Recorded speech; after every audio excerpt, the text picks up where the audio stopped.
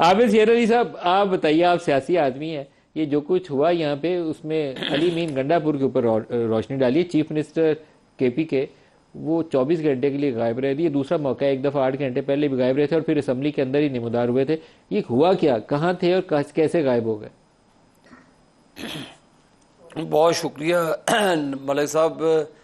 ये तो एक तोता मैना की कहानी है जो उन्होंने खुद ही बनाई। क्या ज़रूरत थी, जैसे तुम आए वैसे तुम्हें जाने दिए, जाके तुम पहुंच गए थे, जाके अपनी सियासी तकरीर करते, जो भी कहना था, जो आप फजूलियात बकते हैं फ्लोर ऑफ द हाउस, जिस तरह आज एक दूसरे के दस्तों गिरबान हुए। ये तो जमहूरी कल्चर है उनका कि चढ़ दौड़ना।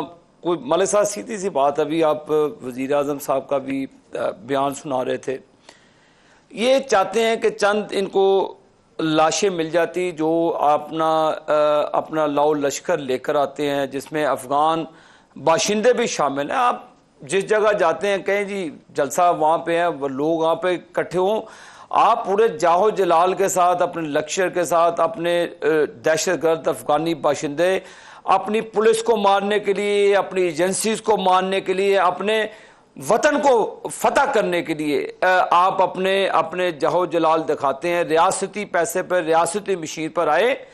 मलिक साहब, आप मुझे बताएं कि अगर ये तो उस वक्त के वज़ीर आज़म साहब को जंगला फलांग कर एक गाड़ी कैप्चर कर लेती है, तो ये किस बाग की मूली है कि ये आ भी चले जाए, जा भी चले जाए। अगर रियासत चाहे को अच्छी तरह से पता, ये F10 का सिग्नल क्रॉस नहीं कर सकता, ट्रैफिक सिग्नल क्रॉस नहीं कर सकता। तो लिहाजा क्या जरूरत थी बताना कि तुम स्वात के F10 का सिग्नल क्रॉस नहीं कर सकता था, तो आने किसने दिया? आबिद शेर अली साहब, ये तो हमारे लिए आने दिया, आने भी दिया। अभी आपने खुद ही बता दिया, गाड़ी करके आने दिया आपको।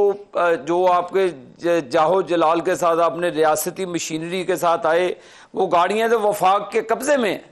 वो आप अपने सरकारी वसाइल को इस जी आपकी हुकूमत ने एक आंख बंद करके आने दिया, आंख बंद करके जाने दिया?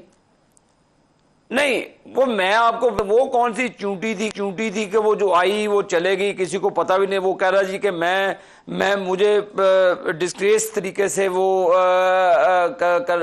गिरफ्तार करना चाहते थे, मुझे ऐसे करने। मुझे बताए मलिक साहब, उठाना हो तो तुम्हें वहां से केपी हाउस से उठा के ले आए, जैसे तुम 8 घंटे के लिए पीछे भी गायब हुए, फिर आगे माफिया मांगते रहे, फिर अभी जाकर तो तुम अपने बाप की जुबान ही समझते हो, sorry to use this language, कि आप उन्हीं की आवाज को समझते, फिर आप बोलते भी नहीं है। मलिक साहब, बात ये है कि रियासत की कायम होगी, चीफ मिनिस्टर केपी के अगर उस ओहदे का एहतराम रहना चाहिए। मैं चीफ मिनिस्टर केपी के ओहदे का एहतराम करता हूं, उस शख्स का एहतराम नहीं करता जिसकी जुबान भी गलाजत से भरी हुई है, जिसका दिल भी कीना परवरी से भरा हुआ है, जब भी बकता है गलाजत बकता है। अब मुझे बताएं, ये कह रहा है कि जी शहबाज शरीफ के मैं बेडरूम में घुस जाऊंगा। मलिक साहब को खुदा के लिए यार, आप अपनी भी बेटियां आपके घर पे हैं, आपकी वाइफ माशाल्लाह हमारी बहन है, वो आपकी घर पे है।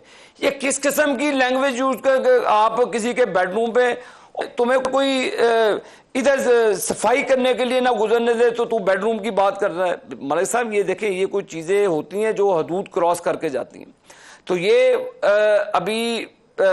मैं तो यही कहता हूं कि रियासत चाहे तो ये बाद में माफिया मांगता फिरता है, फिर वहां पे जाके ऐसे ललकारता है जैसे ये पता नहीं किला दीदार सिंह फतह करके आए।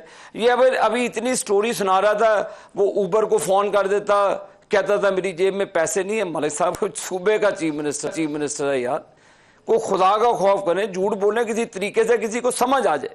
तो ये वतीरा पीटीआई का है झूठ बोलना, और ये झूठ बोलते चलेंगे, लेकिन रियासत की रिट कायम होगी। ये आए जलसे करें।